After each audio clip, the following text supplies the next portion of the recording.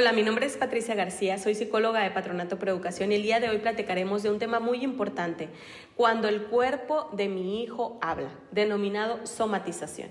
Comencemos definiendo la somatización como un conjunto de síntomas físicos que no los puede explicar un médico, sin embargo la persona lo siente y es algo que está ahí presente. Es importante, padres, que tengan presente que el hecho de no encontrar un diagnóstico en nuestros hijos no quiere decir que no exista el síntoma, que no exista la enfermedad. Recordemos entonces que el síntoma nos da igual a un malestar emocional y esa puede ser la razón. Estos síntomas también pueden darse en adultos, también los podemos presentar nosotros. Sin embargo, en los niños y en los adolescentes es bastante frecuente en relación con la evolución de su neurodesarrollo, en el que disponen de menos estrategias emocionales para resolver todos aquellos problemas que les aqueja en ese momento, expresando con su cuerpo los malestares psicológicos que no es posible expresar de otra forma, porque no encuentran y no saben cómo hacerlo. Entonces hablaremos de qué tipo de síntomas son aquellos que se presentan con nuestros pequeños y que podemos identificar. Los primeros síntomas son los síntomas gastrointestinales, los más comunes y los que se presentan regularmente por la mañana. Los segundos síntomas son los síntomas que son dolores, aquellos dolores que son muy frecuentes y que normalmente se presentan cuando estás muy estresado o el niño está muy estresado ante una situación escolar o familiar.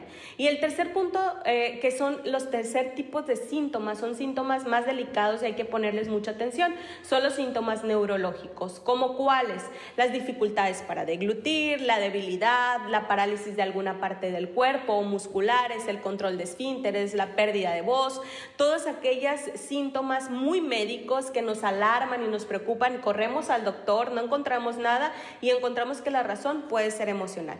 Pero, ¿qué puede influir para que nuestros hijos empiecen a tener estos síntomas? Pues hablaremos de algunos ejemplos que mencionaremos y que ustedes pudieran estar de acuerdo o no y ponerles mucha atención. La separación de los padres puede ser uno de estos síntomas que esté provocando estas afectaciones físicas, el nacimiento de un hermano que de repente no sabemos cómo resolverlo, cómo sacar esa emoción, el cambio de escuela, que es un cambio significativo en los niños, el cambio de lugar de residencia, que de repente a los padres se nos hace fácil tomar decisiones así, pero para nuestros pequeños no lo es, climas familiares inestables o estresantes, que no nos damos cuenta que nuestros pequeños están alerta y se están dando cuenta de estas problemáticas.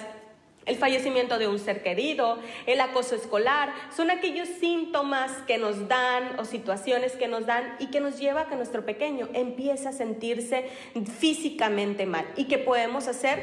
Pues aquí vienen 5 puntos que nos dan las alternativas para saber cómo manejar estas emociones. Punto número 1, estar alerta a aquellos malestares físicos y contextos emocionales. Recordemos que si somos papás constantes y nos damos cuenta de cuál es el contexto emocional de nuestros hijos, encontraremos la razón de esta afectación física que le aqueja.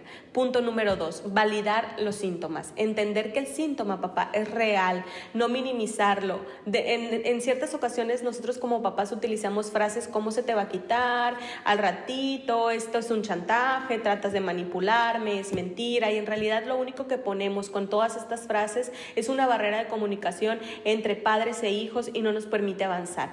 Punto número 3, tratar de comprender el síntoma. Busquemos un patrón de aparición que nos ayude a identificar los síntomas desencadenantes. Casi siempre pasan los mismos días a las mismas horas porque tenemos sucesos repetitivos y nuestros hijos nos dan ese indicador. Y punto número 4, ser padres con crianzas, educación, donde gestionemos la expresión de emociones. Estas expresiones de emociones que en muchas ocasiones nos limitan a nuestros hijos y nos dicen, no es que no debes de llorar, es que no debes de tener miedo, es que no debes de tener ansiedad. En realidad nuestros pequeños pueden tener todas estas emociones y nosotros como padres enseñarlas a canalizarlas y a saber cómo ellos van a expresar esa emoción.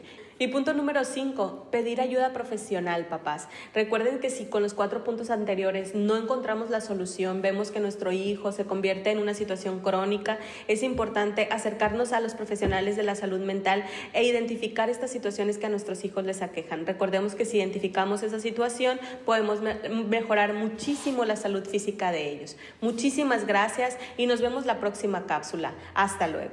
Nos vamos contigo, Eli.